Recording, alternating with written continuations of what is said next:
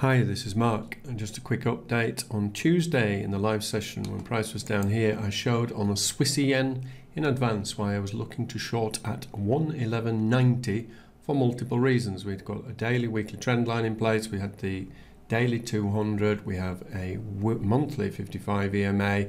It's a major area of obvious previous resistance, and therefore we were looking to sell at 111.90. and what did it do? It came up to 111.94, and that was from 50 odd pips away. It touched it, fingers in the fire, and it's promptly bounced back away from it. It is currently plus 67, and it has been plus 80 pips.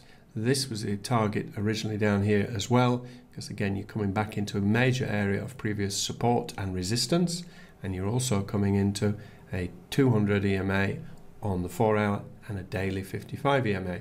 So those of you who attended, hopefully you caught some of this at least, but this was a pre-planned trade, which is what we do all the time here at Forex Mentor Pro. Catch you later.